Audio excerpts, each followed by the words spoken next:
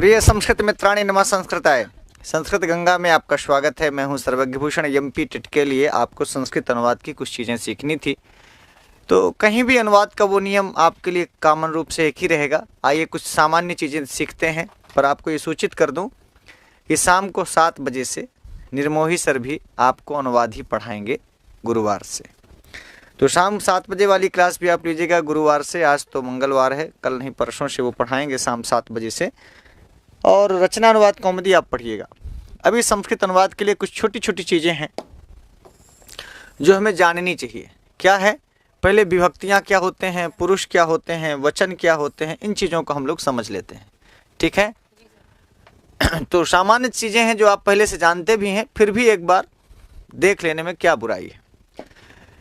विभक्तियों हैं जिसके द्वारा कारकों और हम संख्याओं को विभक्त किया जाता है, उसे हम विभक्ति कहते हैं। कारक का विभाजन विभक्ति से करते हैं। जैसे भाई कर्ता कारक है तो उसमें तृतीया विभक्ति लगेगी, और कर्तृवाच्य है तो प्रथमा विभक्ति लगेगी, तो कारक का विभाजन हुआ ना। कर्म कारक है तो द्वितीया विभक्ति लगी, तो कारक को विभाजित कर रहा है ना कि द्वितीया किस में लगेगी। करण कारक है तो तृतीया लगेगी, संप्रदान कारक है तो चतुर्थी लगेगी, अपादान है तो पंचमी लगेगी, अधिकरण है तो सप्तमी लगेगी, संबंध है तो षष्ठी लगेगी। ये कारकों को हम विभाजित करते हैं, तो जिनमें विभाजित करते हैं वो विभक्तियां हैं। कर्म को हम द्वितीया में बांट दिया, हमने करण को तृतीया में कर दिया, संप्रदान को चतुर्थी में कर दिया, अपादान के लिए अपादान के हिस्से में पंचमी आ गई। नहीं, तो कारकों का विभाजन नहीं हुआ, हो रहा है। तो कारकों को विभक्त करने वाली अथवा संख्याओं को विभक्त करने वाली, आप देखिए प्रथमा में भी एक वचन है, द्विवचन है, बहुवचन है। जब हम कहते हैं बालका गच्छति तो एक बालक के जाने का बोध होता है। जब बालकौ गच्छतः कहते हैं तो 2 बालक जा रहे होते हैं। बालका गच्छन्ति 2 से ज्यादा, यानी 3 4 5 6 7 8 जा रहे। तो संख्याओं का भी विभाजन हमें विभक्तियों में करते हैं। कभी एक को संबोधित करने के लिए एक वचन, 2 को संबोधित करने के लिए द्विवचन, 2 से ज्यादा के लिए हम बहुवचन कहते हैं। क्यों गुरुजी? तो एक बात तो मोटी मोटी आपने सीख ली कि विभक्तियां वे हैं जो कारकों और संख्याओं का विभाजन करते हैं, और वो विभाजन 7 प्रकार से होगा। इसलिए विभक्तियां 10 15 25 50 नहीं होती, विभक्तियां 7 होती हैं। और संबोधन जो आप आखिरी देखते हैं वो संबोधने चा से प्रथमा विभक्ति होती है। इसीलिए पूरा संबोधन का रूप प्रथमा की तरह ही चलता है। पूरे संबोधन का रूप प्रथमा एक वचन को छोड़ दिया जाए तो पूरा द्विवचन भी और बहुवचन भी सब प्रथमा की तरह चलता है। क्यों? क्योंकि संबोधन की प्रथमा विभक्ति है ना। संबोधन चा से संबोधन में प्रथमा विभक्ति होती, तो जो प्रथमा का है वो सब कुछ संबोधन का है। तो यदि हम प्रथमा द्वितीया तृतीया चतुर्थी पंचमी षष्ठी सप्तमी ये 7 विभक्तियों के बाद संबोधन को अष्टमी नहीं कहते। संबोधन को अष्टमी क्यों नहीं कहते? भाई संबोधन 8वीं अष्टमी कह देंगे तो 8 विभक्तियां हो जाएंगी ना। तो जब भी पूछे कि संस्कृत व्याकरण में विभक्तियां कितनी हैं, तो आपको लिखना है 7 है। पहली जो विभक्ति होगी इसलिए हम उसको प्रथमा कहते हैं। प्रथम विभाजन जो हुआ वो प्रथमा है। इसलिए विभक्तियों का नामकरण क्या किया? कुछ नहीं किया, बस पहला दूसरा तीसरा चौथा पांचवा छठवां सातवां कर दिया। तो जो 7वां है उसको हम अपने यहाँ सप्तमी कहते हैं, जो 6वां है उसको हम षष्ठी कहते हैं, जो 5वें नंबर पर उसको क्या बोलेंगे? पंचमी कहते हैं। तो विभक्ति का कोई नामकरण नहीं किया। प्रथम विभाजन प्रथमा, द्वितीय विभाजन द्वितीया, तृतीय विभाजन तृतीया, फिर चतुर्थी, फिर पंचमी, फिर षष्ठी और फिर सप्तमी। प्रथमा का मतलब होता है पहली, द्वितीया का मतलब होता है दूसरी, क्यों? तृतीया का मतलब होता है तीसरी यानी थर्ड, चतुर्थी का मतलब है फोर्थ, चौथी। कहते ना कि भैया ये हमारी, पंडित जी आप उससे कोई पूछे भैया ये कौन है, तो बोले कि ये हमारी दूसरी लड़की है, यानी पहली लड़की भी है। तो पहली और ये दूसरी है। तो पहली विभक्ति को हम प्रथमा कह दिया, दूसरी विभक्ति को हम द्वितीया कह देते हैं, तीसरी को तृतीया कह देते हैं। 7 बहिनी है ये। कितनी बहिनी है? 7 बहिनी है। इसलिए हम इसको प्रथमा द्वितीया तृतीया चतुर्थी पंचमी षष्ठी सप्तमी कह देते हैं ना। तो अब अष्टमी होती नहीं, नवमी भी नहीं होती। मान लो नवदुर्गा होती तो हम कहते हैं नवमी दुर्गा, ये अष्टमी दुर्गा, ये सप्तमी दुर्गा नहीं। हम किसी भी शब्द को इन्हीं 7 चीजों में बांट सकते हैं। इसलिए कोई भी शब्द रूप इन्हीं 7 में विभाजित होगा। तो आप देखिए किसी भी शब्द रूपों को आप बांटते हैं तो कहते हैं ना कि भैया बालकस्य, तो आप कहते हैं भाई बालकस्य प्रथमा का है कि द्वितीया का है कि तृतीया का है कि चतुर्थ, भाई किसी में होगा, इन्हीं 7 में होगा। इन्हीं 7 में होगा तो आप कहेंगे षष्ठी है। अब षष्ठी में जाएंगे तो भैया षष्ठी में 3 रूप हो सकता है। तो षष्ठी में एक वचन का है कि द्विवचन का है कि बहुवचन का, ऐसा बोलते हैं। बालकस्य बालके हो बालका नाम। तो आपसे कोई बालक से पूछता है तो पहले आप विभक्ति में पहुँचते हैं, षष्ठी में, और फिर उस षष्ठी के बाद पूछते हैं भैया कि एक है कि दुई है कि दुई से ज़्यादा है, एक है तो एक वचन होगा, दुई है तो द्विवचन होगा, दो से ज़्यादा है तो बहुवचन होगा। समझ गए? हम किसी भी शब्द को, चाहे संज्ञा शब्द हो, चाहे सर्वनाम शब्द हो, चाहे विशेष हो, चाहे विशेषण, कोई भी शब्द हो, अव्यय पदों को छोड़कर, चूंकि अव्ययों का रूप चलता नहीं, अव्यय इसीलिए अव्यय हैं गुरु जी, उनका रूप चलेगा तो फिर अव्यय क्यों होंगे? तो अव्यय पदों को छोड़कर जितने भी हम पद करते हैं, संज्ञा पद हैं माने जो नाम पद हैं, जिनको हम क्रियापद, तो भाई क्रियापद तो एक वचन द्विवचन बहुवचन क्रियापद में भी होगा, एक वचन द्विवचन बहुवचन ये संज्ञा सर्वनाम पदों में भी होगा, लेकिन वो पुरुषों में बटा है, ये विभक्तियों में बटा है। हम जब क्रियापद चलाएंगे तो प्रथम पुरुष, मध्यम पुरुष, उत्तम पुरुष कहेंगे, और जब कोई शब्द रूप चलाएंगे तो हम प्रथमा, द्वितीय, तृतीय, चतुर्थी, पंचमी, षष्ठी, सप्तमी कहेंगे ना। यानी विभक्तियों और वचनों में विभाजन होता है शब्दों का, और पुरुष और वचनों में विभाजन होता है क्रियापदों का। नहीं, कोई शब्द किसी न किसी विभक्ति में होगा और वो उस विभक्ति के किसी न किसी वचन में होगा। राइट हो गया? तो 7 विभक्तियां आपने सीख ली, लेकिन कारक 6 ही है। कारक, हम संबंध को कारक नहीं मानते, तो सवाल बड़ा इंपॉर्टेंट हो जाता है। विभक्ति 7 है और कारक 6 ही है, संबंध को हम कारक मानते ही नहीं। लेकिन संबंध विभक्ति तो है। संबंध में पूछे भाई कौन विभक्ति, संबंध में षष्ठी लगती है, विभक्ति संबंध में भी लगती है, विभक्ति कर्ता में भी, कर्म में, कर्ण में, सबकी विभक्तियां अलग हैं, सबका विभक्ति बटा है। आप देखे होंगे गुरुजी, आपके घर में चाचा दादा भी जजमानी करते हैं, आप बस करते हैं। तो मान लीजिए आपके घर में चाचा दादा लोग करते हैं परिवार में, तो फिर आप कैसे करेंगे? फिर जजमानी बांटेंगे ना, फलाने गांव की जजमानी हम जाओ, ढिकाने गांव में आप जाएंगे, बटा रहता है ना। ऐसे किसी ने संप्रदान से पूछा भैया कौन विभक्ति में जाओ, संप्रदान का भैया हमारा चतुर्थी है, हमारा चतुर्थी है। तो देखिए अपादान चतुर्थी में नहीं जाता, अपादान चतुर्थी में नहीं जाता। क्यों? क्योंकि संप्रदान का बटा है भैया, संप्रदान की विभक्ति बटी है, चतुर्थी होगा। अपादान का भी बटा है कि पंचमी होगा, अधिकरण में भी सप्तमी होगी, अधिकरण में सप्तमी होगी। अब ये नहीं कि कर्म कारक है तो कूद के अधिकरण कारक में चला जाए, सप्तमी में चला जाए ना, ऐसा नहीं होता। आप समझ गए? यानी हर कारक की विभक्तियां बटी हैं, कर्तृकरणयोः तृतीया। अब ये सब बांटा पाणिनि ने है। पाणिनि बोले कि भाई झगड़ा ना करो, कर्ता कारक हो चलो तृतीया में, है कर्म कारक हो बोले द्वितीया में चलो, बोले बब्बा हम कर्म कारक हैं बोले द्वितीया में रहो, है बोले कि हम संप्रदान है बोले चतुर्थी लो, चतुर्थी संप्रदान है। अपादान आया बोला बब्बा हम कहाँ जाए, बोले पंचमी में जाओ। अधिकरण आया बोले हम, अरे बोले ना सप्तमी अधिकरण है, चा जाओ सप्तमी में जाओ।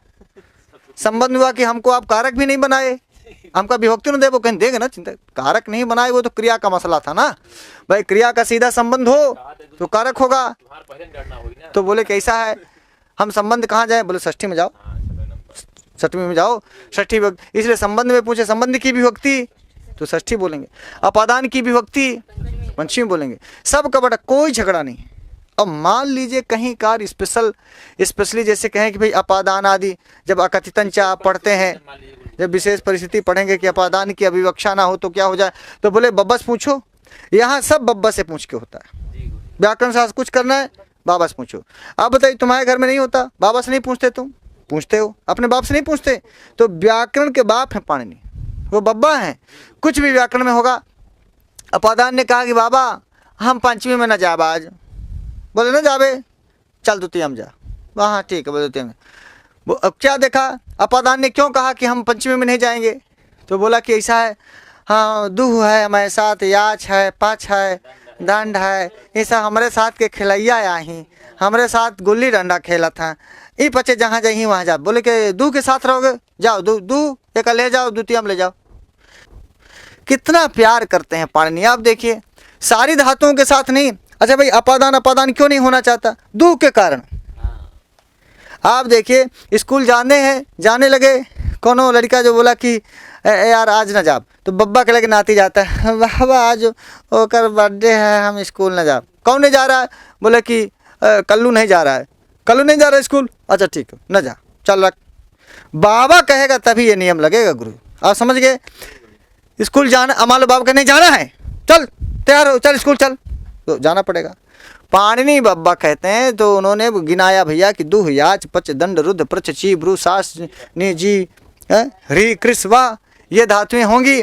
तो अपादान इत्यादि के लिए नियम ढीला कर दिया कि बोलो कि पंचमी में नहीं जाना चाहते तो द्वितीया में रहो, कोई दिक्कत नहीं। तो फिर द्वितीया वाला बोला कि जो कर्म है, रियली कर्म है जिसकी विभक्ति द्वितीया है, तो बोला कि आप अपादान को कर्म बना दिए। हम बोले तुम ही मुख्य हो ना, प्रधान तुम ही हो, मुख्य कर्म तुम ही हो, ये तुम्हारा छोटा भाई इसको गौण कर्म है, ये अप्रधान कर्म है, तुम्हारे बाद है। यानी कर्म को बिना हट, कर्म में तो द्वितीया लगेगी ही, कर्म में तो द्वितीया लगेगी ही, वो तो लगती है। कर्तरीप सितमम कर्म से कर्म संज्ञा हुई और कर्मण द्वितीया से द्वितीया लगी ही। अकथितन चासे तो जब उनको दुह याच पच का साथ मिला तब है वो बेचारे अपादान इत्यादि जो है अपादान में नहीं गए, पंचमी में नहीं गए, संप्रदान चतुर्थी में नहीं गया, कर्ण तृतीया में नहीं गया, तो अधिकरण सप्तमी में नहीं गया, तो बोले कि ऐसा है चलो तुम द्वितीया में चल सकते हो, दुह याच पच दंड है तो चलो इनके साथ कर लो, इनके अलावा नहीं करना। समझ में आ गया? तो अब आपको ये समझना है हर नियम, हर अनुवाद को एकदम लाइटली लेना है, बहुत मतलब वजन नहीं लेना है, हल्का। यही भाई 7 घर हैं, इन्हीं 7 घरों में सबको रहना है ना, और सब पाणिनि के अनुसार रहते हैं और कभी कोई झगड़ा नहीं होता। और कुछ विशेष परिस्थितियां जब आती हैं, विशेष परिस्थितियां हम लोगों के साथ भी आती हैं।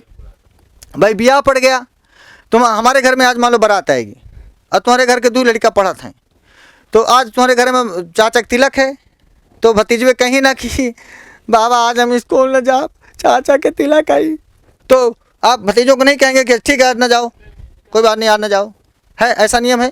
ऐसे अपवाद नियम व्याकरण शास्त्र में भी हैं, ऐसे नियम हैं कि भैया होना तो ये चाहिए लेकिन नहीं हुआ, नमा आ गया, नमा शब्द आ गया, बोले नमा हमारा साथी हम चतुर्थी में जाओ, नमा स्वस्ति स्वाहा सदा लम्बखट लिख दिया बाबा ने लिख दिया कैसा, नमा स्वस्ति स्वाहा सदा लम्बखट ये आए तो चतुर्थी में जाओ, कोई दिक्कत नहीं है। कुछ भी होगा तो विथ नियम होगा है। तो हम लोग इस व्याकरण शास्त्र में पाणिनि का अनुसरण करेंगे, पाणिनि पाणिनि कात्यायन और पतंजलि का अनुकरण करेंगे, क्योंकि यही हमारे बड़े बूढ़े बुजुर्ग हैं और व्याकरण शास्त्र के दादा बाबा यही हैं। तो हमारी संस्कृति अपने बड़ों को अपनाने की है, तो हम बड़ों को अपनाएंगे। तो पहले बड़ों ने हमें बताया कि भैया 7 घर में तुमको रहना है और यही 7 विभक्तियां हैं, सब इसी में रहेंगे। रमा रमे रमा, रमाम रमे रमा कहो, चाहे बालका बालको बालका कहो, चाहे हरि हरि हरिया कहे, चाहे गुरु गुरु गुरुवाह कहो, कुछ भी कहो, इन्हीं 7 में तुमको दौड़ना है, इन्हीं 7 में तुमको, और साथ में बुलाना होगा तो संबोधन में जाना है, बस 9वां कोई घर है नहीं। तो आप देखिए कोई भी शब्द रूप आप पढ़ेंगे तो 7 विभक्ति और संबोधन के अलावा आप कहीं नहीं भागेंगे। समझ में आ गया? 7 विभक्ति या तो प्रथमा में होगा कोई रूप, या द्वितीया में, तृतीया में, चतुर्थी में, पंचमी में, षष्ठी में, सप्तमी में, संबोधन में, और इसके अलावा कहीं नहीं जाएंगे। समझ में आ गया? तो ये नियम बहुत ही एकदम सिंपल है, सहज है, कुछ नहीं आपको दिमाग लगाना है। अब देखिए लिख दिया संबोधन में प्रथमा विभक्ति होती है, तो आपसे पूछ लेगा कि आप 7 विभक्ति बताते हैं और पढ़ते 8 लाइन है। भाई रामा रामो रामा है 1 लाइन हो गया, रामम रामो रामन 2 लाइन, फिर रामायण, फिर रामाय वाली, फिर रामात वाली, रामस्य वाली, रामे वाली लाइन हो गई, तो 7 विभक्ति 7 लाइन हो गई। बोले हे राम हे रामो हे रामा ये वाली लाइन कह दो, बोले 7 विभक्ति एक संबोधन है ना, वो भी जो है प्रथमा है, वो भी क्या है, प्रथमा है। समझ में आ गया?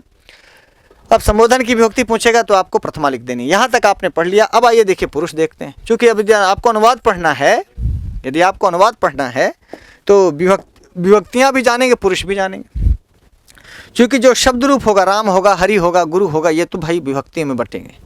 तो क्या पठति पठता पठंती प्रथमा विभक्ति कहोगे? नहीं कहेंगे। पठति पठता पठत पठामी पठावा पठामा जब आप पढ़ोगे तो क्या प्रथमा विभक्ति, द्वितीय विभक्ति, तृतीय, इसको भी विभक्ति घुसड़ेगो? बोले नहीं, यहाँ पुरुष बुलाओगे। First person, second person, third person जो आप अंग्रेजी में पढ़े हो, यही है प्रथम पुरुष। इसी को अन्य पुरुष कहते हैं। प्रथम पुरुष कहें, अन्य पुरुष कहें, और या मध्यम पुरुष कहिए, उत्तम पुरुष कहिए। तो बाबा ने कहा कि ऐसा है, क्रिया जो है पाणिनि की नज़रों में बिटिया है, लड़की है। और देखिए आज भी भारतवर्ष में हम लड़की को जल्दी अकेले नहीं भेजते हैं, पापा साथ में रहेंगे, कोई ना कोई पुरुष साथ में रहेगा। पंडित जी बताएं गलत कहें तो। देखिए इतनी बड़ी हैं, ये आती हैं जब अपने घर से तो इनके पिताजी छोड़ने आते हैं। पूछो कहा है पिताजी क्या है? पुरुष हैं। और ये क्या है? ये क्रिया है। बोलो हाँ भाई। देखिए लड़की को हम लोग किसी न किसी पुरुष के साथ विदा करते हैं। पंडित जी आप समझ रहे हैं? आप इस व्याकरण शास्त्र को एकदम समाज से जोड़ के पढ़िए। एकदम पाणिनि का संविधान क्लियर है, उनकी दृष्टि क्लियर है। भैया क्रिया, क्रिया शब्द आकारांत स्त्रीलिंग है। क्रिया शब्द आकारांत स्त्रीलिंग है नहीं? क्रिया क्रिय क्रिया रूप चलेगा रमा की तरह, रमा रमे रमा। तो क्रिया शब्द आकारांत स्त्रीलिंग है। इसका मतलब क्रिया को हम क्या समझ लें? बिटिया समझ लें। तो बिटिया को आपको विदा करेंगे? हाँ बोले करेंगे। तो भाई या तो प्रथम पुरुष, या तो मध्यम पुरुष, और या तो उत्तम पुरुष। बोलिए हाँ, इन्हीं के साथ क्रियाएं होंगी। इसीलिए क्रियाओं का विभाजन पाणिनि ने पुरुष में किया।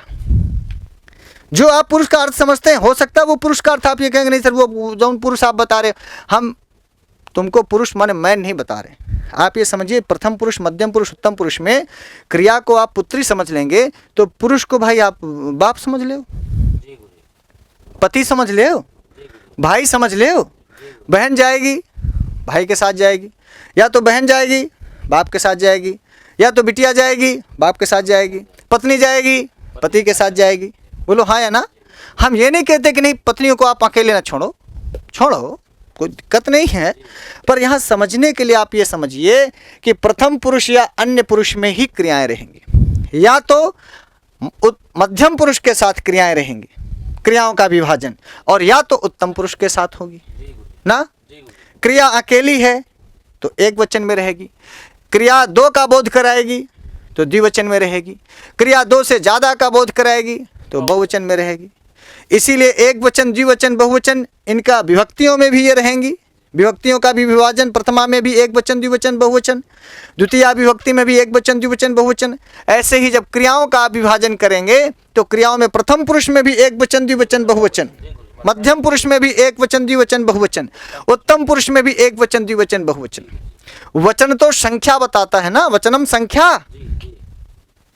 वचनम संख्या। तो वचन तो संख्या बताती कि भाई साहब बालक गया, बोले कितना गया, कै ठो बालक गया, बोले एक गया, तो एक वचन लगाओ। बालक जाता है, कितना जाता है, एक, दो, तीन, चार, पाँच, कितना जाता है, बोले एक बालक जाता है, एक वचन लगाओ। बोले गुरुजी 3 साल पहले हमारे एक वचन था, एक ही लड़का था। पंडित जी आपके कै ठो लड़का है? 2 लड़के हैं। किस वचन में हो गए आप? द्विवचन में हो गए। आगे कोई संभावना है बहुवचन होने की? अच्छा नहीं है, कोई बात नहीं। अब आप समझिए, एक बालक था आपके पास, एक वचन था, 2 बालक हो गए, द्विवचन हो गया, ठीक है। अब मान लो आप 2 बालक, एक पत्नी, एक आप, 4 लोग हो गए, कहीं जा रहे हैं, किस वचन में जा रहे हैं? बहुवचन में जा रहे हैं। एक पत्नी है, एक आप हैं, 2 बच्चे हैं, सब बहुवचन हो गए, 4 हो गए ना, 4 जा रहे हैं। तो देखिए हमारे यहाँ पाणिनि अकेले जाते हैं, हमारे यहाँ सन्यासी अकेले चलते हैं, एक वचन नहीं करते। तो हम कहते हैं भैया सूर्य उदय का 4 सूरज उगते हैं का? एक ही उगता है ना। यदि एक वचन नहीं कहते तो सूरज को हम कैसे उदयति कहते, सूर्य उदयति? बोलिए, चंद्रमा एक ही है। ईश्वर हमारे यहाँ भाई, हम तो आप समझ गए, ईश्वर तत्व एक ही है, कई रूपों में आए, कभी राम बन के, कभी श्याम बन के चले आना, प्रभु जी चले आना। तो प्रभु जी तो एक ही हैं, कभी राम कभी श्याम, बोलो कभी महावीर स्वामी कभी गौतम बुद्ध, क्या फर्क पड़ता है, प्रभु एक है। तो देखिए आपको एक वचन, और फिर आपके माता पिता मिला के कितने हो गए? 2 हो गए। तो द्विवचन की जरूरत है कि नहीं? तुम्हारे आँखी कैठे हो गुरु जी? 2। मान लो द्विवचन नहीं देते पाणिनि तो आप कैसे 2 आँखी कहते हो? कान कैठो हैं? 2। देखो कितना बढ़िया पाणिनि द्विवचन का कॉम्बिनेशन बनाते हैं। जब पति पत्नी, आपके लड़का पैदा हुआ तो केवल आप अकेले रहते, हो जाता? नहीं होता। पत्नी अकेले होती, हो जाता? नहीं होता। पति पत्नी ये क्या है? द्विवचन है। बताओ द्विवचन की जरूरत है कि नहीं? हम लोग पैदा हुए किससे पैदा हुए? द्विवचन से। मातारी बाप दोनों थे? बोले हाँ। आप ये देखिए, दिन और रात दोनों होता है, दिन भी जरूरत है, रात की भी जरूरत है, द्विवचन है कि नहीं? प्रकृति में द्विवचन देख लो, सूर्य और चांद, प्रकृति में द्विवचन देख लो। बोलो गुरुजी, शिव पार्वती, सीता राम, राधा कृष्ण, है शुक्ल पक्ष कृष्ण पक्ष, सब जगह द्विवचनांतता। हमारे भारतीय संस्कृति में द्विवचनांतता है। 2 आँखें, 2 कान, 2 हाथ, 2 पैर, बोलिए हाँ। लेकिन एक वचन। मुख कितना? एक है। नाक कितनी है? एक है। तो आप नहीं, मतलब नाक एक है, हाँ, नाक में छेद 2 है। बहुत सही बोले हैं, नाक में छेद 2 है। कहा है ना, कभी कभी एक छेद गड़बड़ा जाए, दूसरे छेद से कम होगा, भगवान ने 2 कहा। देखिए जरूरी है, नाक में 2 छेद नहीं है तो मान लो एक ठो बच गया, अब नाक में 24 घंटे काम करने वाली है नाक, भाई सांस हमेशा जाती है, सांस हमेशा छोड़ते हैं। ये पढ़ा आ रहे हैं गुरु जी, आप इसको एकदम क्लियरली समझना, वचन का बोध हो जाएगा आपको। भगवान ने पूरी सृष्टि में एक वचन द्विवचन बहुवचन किया है, पूरी सृष्टि में एक वचन द्विवचन बहुवचन है। आप जहाँ नजर मार लो कहीं एक वचन दिखेगा, कहीं द्विवचन कहीं बहुवचन। तो लोग कहते हैं अरे भाई तुम्हारे यहाँ द्विवचन का, अरे नालायक तुम्हारे यहाँ द्विवचन नहीं होता तुम कैसे पैदा होते हैं? आगे सृष्टि पूरी द्विवचन से चलती है गुरु जी। द्विवचनांतता हमारी विशिष्टता है, हमारी कमजोरी नहीं, हमारा वैशिष्ट है द्विवचनांत, समझ गए? अब आप खुद, हाँ मैं बता रहा था नासिका की, नासिका एक वचन है, एक नासिका है लेकिन छेद दो है। एक तो आँखी फूट जाए, एक आँखी मान लो भगवान अगर फूट जाए, दूसरे से काम चलेगा। भगवान ने आँखी सेंसियर चीज देखना जरूरी है इसलिए 2 ठो दे दिया, सुनना आपको जरूरी है इसलिए भगवान ने कान 2 ठो दे दिया। एक कान मूंद लो, दूसरे से भी सुनाई पड़ता, काम चलता, लेकिन भगवान ने 2 दिया। माने ध्यान से सुनो, भगवान 2 कान दे करके कहते हैं ध्यान से सुनो, भगवान 2 आंखें दे करके कहता है कि ध्यान से देखो, भगवान ने 2 हाथ दे करके तुमको बताया कि ऐसा है, द्विवचनांत हाथ दिए, 2 ठो हाथ दिए हैं, काम हमेशा करना, 2 ठो पैर दिए हैं, चलने को तो एक पैर से भी लोग चलते हैं गुरु जी, एक पैर वाले भी चलते हैं, डंडा लगा लगा के चलते हैं। भगवान ने 2 पैर क्यों? चरई बेती, हमेशा चलते रहो, हाथ 2 ठो दिया, हमेशा काम करते रहो, 2 ठो आँखी दिया, देखते रहो, अच्छे से देखो, 2 कान दिया, क्यों? सुनते रहो, मुंह 1 दिया, बोलो सोच समझ के बोलो, कम बोलो भाई, नहीं तो मुँह दूठ दे ठिया ठिया चपर बोलो, एठो आगे एठो पीछे दे तो 2 मुँह। भगवान जब 2 तुमको कान दे सकता है, 2 आँखी दे सकता है, 2 हाथ 2 गोड़, तो क्या 2 मुँह बना देता? भगवान ने कहा ऐसा मुँह खाने का काम करता है। एक मुँह दे करके भगवान ने क्या बताया? एक वचन है मुख में, कम खाओ, थोड़ा खाओ, कम बोलो, एक मुँह इसीलिए दिया। समझते नहीं है लोग, समझते नहीं, भगवान का सब फिक्स है। हमारे यहाँ शरीर में एक वचन भी है, इसी शरीर में द्विवचन भी है, और इसी शरीर में रोमा बहुत दिया, बहुवचन है। तुम्हारे मुँह में बार बहुत दिया, बहुवचन कर दिया, खूब दाढ़ी दिया, खूब मोछ दिया, सब बहुवचन। तो आप देखें शरीर में भी एक वचन है, शरीर में भी द्विवचन है, शरीर में भी बहुवचन है, सृष्टि में भी एक वचन है, सृष्टि में भी द्विवचन है, सृष्टि में भी बहुवचन है, समाज में भी एक वचन है, समाज में भी द्विवचन है, समाज में भी बहुवचन है। बोलिए हाँ या ना? जब लड़का अकेले रहता है, मान लो एक है, ब्याह हो गया द्विवचन हो गया, और लड़का हो गया बहुवचन हो गया। पूरी सृष्टि एक वचनांत द्विवचनांत बहुवचनांत है गुरुजी, गलत कहें तो बताइए। आप पहले कौन क्लास में पढ़ते हैं? पहली कक्षा में एक वचन में है, आप दूसरी में गए द्विवचन हो गया, इसके बाद 3 गए, 4 गए, 5 गए, BA किए, MA किए, सब बहुवचनांत हुआ। तुम्हारी शिक्षा में वचन है, तुम्हारे समाज में एक वचन द्विवचन बहुवचन है, तुम्हारे राष्ट्र में है, तुम्हारे शरीर में है, तुम्हारी मानसिकता सोच विचार चिंतन सब में तो है। अब कहते हो एक वचन द्विवचन बहुवचन, वही एक वचन द्विवचन बहुवचन यहाँ भी है, हर शब्दों में एक वचन। संज्ञा शब्द है, पुल्लिंग है, एक वचन द्विवचन बहुवचन, स्त्रीलिंग है तो भी एक वचन द्विवचन बहुवचन, नपुंसक लिंग है तो भी एक वचन द्विवचन बहुवचन। बोलिए, क्रियापद है तो भी एक वचन द्विवचन बहुवचन। समझ में आ गया? सब जगह आपको वचनांतता देखनी ही है। अब मैंने आपको बताया कि क्रिया को आप लड़की समझिए और पुरुष तो किसी न किसी पुरुष के साथ ही होगी। एक प्रथम पुरुष के साथ होगी, या तो मध्यम पुरुष के साथ होगी, या तो उत्तम पुरुष के साथ होगी। तो प्रथम पुरुष वाली जो क्रियाएं होंगी उनका स्वभाव अलग होगा, उनका जो है रूप अलग होगा। मध्यम पुरुष वालों का रूप अलग होगा, उत्तम पुरुष वालों का रूप अलग होगा। बोलो हाँ या ना? पंडित जी समझना, बड़े ध्यान से व्याकरण पढ़ा रहे हैं, आप इन्हें समझना कि लेक्चर मार रहे हैं। ये एकदम व्याकरण आपके दिमाग में घुस जाना चाहिए। क्यों? पठति पठता पठन्ति प्रथम पुरुष, इसी तरह लिखति लिखता लिखन्ति, गच्छति गच्छता गच्छन्ति, नयति नयता नयन्ति, भवति भवता भवन्ति, पतति पतता पतन्ति, गच्छति गच्छता गच्छन्ति, खादति खादता खादन्ति, पश्यति पश्यता पश्यन्। सब एक जैसे दिख रहे हैं आपको, सबका स्वभाव। ये सब क्या है भैया? ये सब प्रथम पुरुष है। अब यदि आप इसको ऐसे समझ सकते हैं कि हर क्रिया किसी न किसी पुरुष के साथ होगी, किसी न किसी वचन में होगी, तो ऐसे ही देखिए मध्यम पुरुष की क्रियाओं का अपना एक स्वभाव है। क्या मध्यम पुरुष क्रियाओं का स्वभाव है? गच्छसि गच्छथा गच्छत, पठसि पठथा पठत, लिखसि लिखथा लिखत। देख रहे हैं? अब ये सब मध्यम पुरुष की क्रियाएं। उत्तम पुरुष में पठामी पठावा पठामा, लिखामी लिखावा लिखामा, गच्छामी गच्छावा गच्छामा। देख रहे हैं? इनका अपना स्वभाव एक जैसा है। अब यहाँ तक समझ में आ गया ना? अब यदि आपको ये चीज़ें समझ में आ गई कि प्रथम पुरुष और अन्य पुरुष, इनमें या तो क्रियाएं होंगी, या तो मध्यम पुरुष में क्रियाओं का विभाजन होगा, या तो उत्तम पुरुष में होगा। यहाँ तक कर लेंगे। अब देखिए, उत्तम पुरुष में कर्ता होगा अहम, आवाम और वयम। मध्यम पुरुष का कर्ता होगा त्वम, युवाम और यूयम। इन्हीं 6 शब्दों को छोड़कर संस्कृत वाङ्मय के सभी कर्तृपद प्रथम पुरुष के अंतर्गत आ जाते हैं। चाहे वो भवान, भवंतो, भवंता हो, चाहे भवती हो, चाहे बालका हो, बालिका हो, शाह हो, सा हो, वानरा हो, नरा हो, पिता हो, पुत्रा हो, रामा, मोहना, तत् एतत् मित्रम। दुनिया का हर व्यक्ति, दुनिया का हर पर्सन, यहाँ तक समझ गए? दुनिया का हर व्यक्ति, हर पर्सन आपको दिख जाएगा इसमें, भवान, भवती, बालका, बालिका सब में। तो अब आप मोटी मोटी बात जानिएगा। उत्तम पुरुष में अहम, आवाम, वयम, यही 3 कर्ता होंगे। मध्यम पुरुष में त्वम, युवाम, यूयम, यही 3 कर्ता होंगे। और उत्तम पुरुष में अहम, आवाम, वयम, यही 3 कर्ता होंगे। यानी पुरुष भी विभाजित है कि प्रथम पुरुष कौन है, मध्यम पुरुष कौन है और उत्तम पुरुष कौन है। समझ गए? तो हमेशा ध्यान रखिएगा। तो क्रिया भी अलग हैं और पुरुष भी अलग हैं। ऐसे देखिए, मध्यम पुरुष में कहा जिससे बात कही जाए वह मध्यम पुरुष है। जैसे तुम जाओ, किसी से बात कही, तुम जाओ, तुम पढ़ो, तुम लिखो, भाई तुम खाओ, तुम सो, किससे बात कही जा रही है? किसी से कही जा रही, जिससे कही जा रही वही मध्यम पुरुष है। समझ गए? जिससे कही जा रही है वही मध्यम पुरुष है। हम कहते हैं ना कि भैया तुम पढ़ लो, तो आप कहने वाले हो।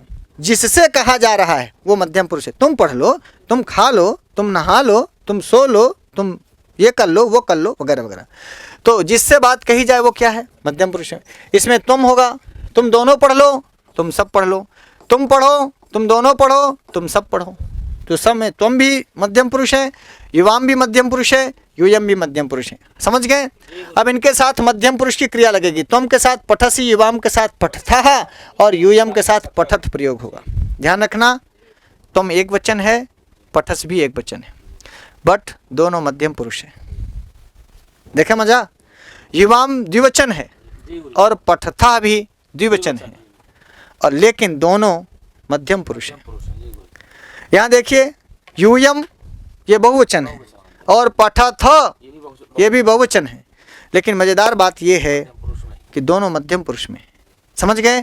तो एक बात नोट कर लेना, जो क्रिया प्रथम पुरुष की है वो हमेशा अपने प्रथम पुरुष वाले कर्ता के साथ ही होगी।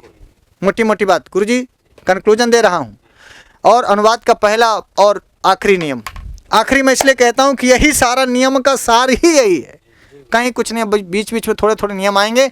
यदि आपने इसको कॉन्सेप्ट ठीक से क्लियर कर लिया कि भैया कुछ नहीं समझना है, कर्ता किसका है, बोले प्रथम पुरुष का, तो क्रिया भी किसकी होगी? प्रथम पुरुष की। कर्ता किसका है? मध्यम पुरुष का, तो क्रिया किसकी होगी? मध्यम पुरुष की। कर्ता उत्तम पुरुष का है तो क्रिया भी उत्तम पुरुष की।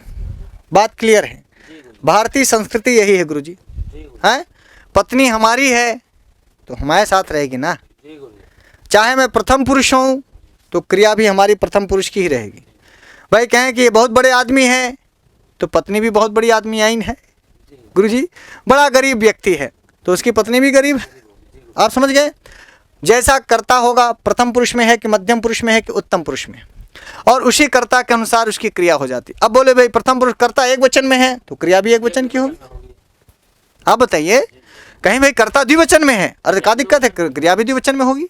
समझ में आ गया? किसी ने कहा भाई कर्ता बहुवचन में है तो क्रिया भी बहुवचन में होगी, क्या दिक्कत है? आप समझ गए? अर्थात एक मोटी मोटी बात क्लियरली समझ लीजिए कि भैया हमेशा कर्ता का जो भी पुरुष होगा, जो भी वचन होगा, वही क्रिया का भी पुरुष होगा, वही क्रिया का वचन होगा।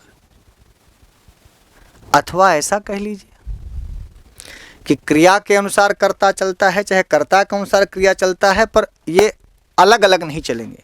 प्रथम पुरुष का कर्ता मध्यम पुरुष की क्रिया के साथ कभी नहीं चलेगा, या मध्यम पुरुष का कर्ता है तो उसके साथ उत्तम पुरुष की क्रिया कभी नहीं लगेगी। एक बात। दूसरी बात और समझ लो, मान लो प्रथम पुरुष का कर्ता भी है, प्रथम पुरुष की क्रिया भी है, पर कर्ता एक वचन में है, क्रिया द्विवचन की हो, ऐसा भी नहीं होगा। प्रथम पुरुष का यदि कर्ता है तो प्रथम पुरुष एक वचन का कर्ता है तो प्रथम पुरुष एक वचन की क्रिया चाहिए गुरुजी। जैसे मान लो घर में हम लोग 3 भाई हैं, तो हमारी पत्नी हमारे साथ, हमारे छोटे भाई की पत्नी छोटे भाई के साथ, मध्यम वाले पत्नी की भाई मध्यम वाले भाई के साथ रहेगी ना। हम सब एक ही पुरुष हैं, एक ही घर के हैं, एक ही माँ की संतानें हैं, लेकिन सबकी क्रिया अलग अलग है। गुरुजी समझाने के लिए क्या कह रहा हूँ, आप जिस तरह से समझ जाए, आप समझ जाते हैं नहीं इस तरह से। भाई एक ही घर, मान लो प्रथम पुरुष एक घर है, उस घर में 3 लोग हैं तो कोई दिक्कत नहीं, एक वचन के साथ एक वचन, द्विवचन के साथ द्विवचन, बहुवचन के साथ बहुवचन, क्या दिक्कत है। मध्यम पुरुष एक घर है, इसमें 3 लोग हो सकते हैं, मध्यम पुरुष एक वचन के साथ मध्यम पुरुष एक वचन की क्रिया होगी, मध्यम पुरुष द्विवचन के दुल्हा के साथ मध्यम पुरुष द्विवचन की दुल्ही होगी। आप ऐसा समझ लो, दुल्हा दुल्ही से समझ लो, कोई दिक्कत नहीं, कॉन्सेप्ट क्लियर होना चाहिए। और मध्यम पुरुष बहुवचन का यदि करता है, करता माने दुल्हा है, तो मध्यम पुरुष बहुवचन की दुल्ही यानी क्रिया होगी। पंडित जी समझ गए। हमारे गुरुजी बोले कि गुरुजी अब समझे हैं, जब आप दुल्हा दुल्ही बोले तब समझ, अरे पहले नहीं बोल देते, हम दुल्हा दुल्ही पहले बोल देते हैं। अब समझ गए ना, कुछ नहीं समझना है, इतना ही समझना है कि भैया हमें ये देख, अच्छा हम आपको कर्ता भी बता दिए कि केवल उत्तम पुरुष का कर्ता देखो कि अहम आवाम वयम है, अहम एक वचन है, आवाम द्विवचन है, वयम बहुवचन है। मध्यम पुरुष का कर्ता देख लो, त्वम एक वचन है, युवाम द्विवचन है, यूयम बहुवचन है। और अब कुछ कर्ता देखो मत, फिर दुनिया में कोई भी हो वो सब प्रथम पुरुष है, और इसीलिए प्रथम पुरुष को हम लोग अन्य पुरुष भी कह देते हैं। गुरुजी उत्तम पुरुष में लिखा जो बात को कहता है, जो बात को मैं कह रहा हूँ वही उत्तम पुरुष है। इसके अंतर्गत अहम आवाम वयम, ये देखिए अहम एक वचन है, ये द्विवचन है और ये बहुवचन है, ये कर्तृपद आते हैं। इनके साथ उत्तम पुरुष की क्रिया का क्रमशः अहम के साथ पठामी, आवाम के साथ पठावा और वयम के साथ पठामा का प्रयोग होता है। कोई दिक्कत यहाँ तक? यहाँ तक कोई समस्या? अब आपको हमेशा पुरुष को ध्यान रखना है कि भैया प्रथम पुरुष के कर्ता को तो तुम गिन नहीं सकते, बहुत है, बहुत का माने असंख्य हैं, लेकिन मध्यम पुरुष के कर्ता 3 ही हैं। मध्यम पुरुष का चौथा कोई कर्ता नहीं होगा। बोलो आंख बोल के कि हाँ, त्वम युवाम यूयम, ये है आपका मध्यम पुरुष। बोलो हाँ, बोलो हाँ। और ये है आपका उत्तम पुरुष कि इसमें आएगा अहम, आवाम और वयम, इसका भी कोई चौथा कर्ता नहीं होगा। तो मध्यम पुरुष में ये हो गया एक वचन, ये हो गया आपका द्विवचन, और ये 3 को आप बहुवचन समझ लो। समझ गए? एक वचन द्विवचन बहुवचन में, यानी मध्यम पुरुष का एक वचन त्वम है, मध्यम पुरुष का द्विवचन युवाम है, और मध्यम पुरुष का बहुवचन यूयम है। ऐसे उत्तम पुरुष का एक वचन अहम है और उत्तम पुरुष का द्विवचन आवाम है कर्ता, और उत्तम पुरुष का बहुवचन का कर्ता वयम है। चौथा कोई कर्ता नहीं होगा, ना उत्तम पुरुष में ना ही मध्यम पुरुष में।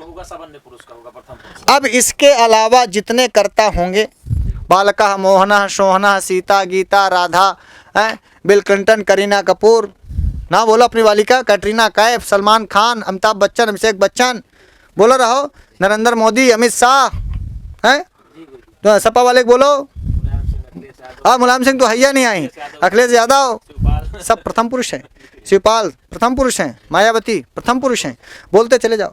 दुनिया का हर व्यक्ति, हर स्थान, हर नगर, हर शहर, हर सर्वनाम पद, मित्रम, भवान, भवती, सह, राधा, सीता, गीता, हैं सब चीजें केवल अहम, आवाम, वयम और त्वम, युवाम, यूयम को छोड़कर सृष्टि का हर व्यक्ति, हर स्थान, बनारस, प्रयाग, है सब प्रथम पुरुष है। गुरुजी कोई दिक्कत? समझ गए? तो भैया मध्यम पुरुष को पकड़ना है और उत्तम पुरुष को पकड़ना है, और प्रथम पुरुष को तो हम पकड़ ही नहीं सकते। बोले सर बताइए मध्यम पुरुष में कितने कर्ता? बताया जा सकता है 3 कर्ता है। उत्तम पुरुष के कितने कर्ता? 3 कर्ता। लेकिन यही सवाल प्रथम पुरुष में कितने कर्ता, तो फिर जवाब 3 नहीं हो सकता। समझ गए? लेकिन प्रथम पुरुष में 3 ही क्रियाएं होंगी, ऐसे ही मध्यम पुरुष की 3 ही क्रियाएं होंगी, और उत्तम पुरुष की 3 ही क्रियाएं होंगी। ये मजेदार बात है। पठत क्रिया ही भवान पठति, सह पठति, सा पठति, लेखिका पठति, अध्यापका पठति, मोहना पठति, गुरु पठति। समझ में आ गया? पिता पठति, माता पठ, सबके साथ पठति लगेगा, क्योंकि ये सब प्रथम पुरुष है। लेकिन त्वम पठसी, अब इसका दूसरा उदाहरण सृष्टि में आपको नहीं मिलेगा। जी गुरुदेव, त्वम पठस के अलावा पठस को किसके साथ जोड़ दें? बस बोले हो गया, खत्म। त्वम पठसी, क्रिया बदल सकती है, तुम गच्छसी हो सकता है, तुम लिखसी हो सकता है, तुम नयसी हो सकता है, क्रिया बदल सकती, तुम नहीं बदलेगा भाई साहब, समझ गए। युवाम नहीं बदलेगा, यूयम नहीं बदलेगा। जैसे हम कहते बालकाः गच्छन्ति, पाठकाः गच्छन्ति, लेखकाः, यहाँ कर्ता बदल रहा है, यहाँ सब में कर्ता बदल रहा है। लेकिन यूयम गच्छथ, आप कहेंगे यूयम गच्छथ, यूयम पठथ, यूयम रहेगा, यूयम लिखथ, यूयम नयथ, यूयम पश्यथ।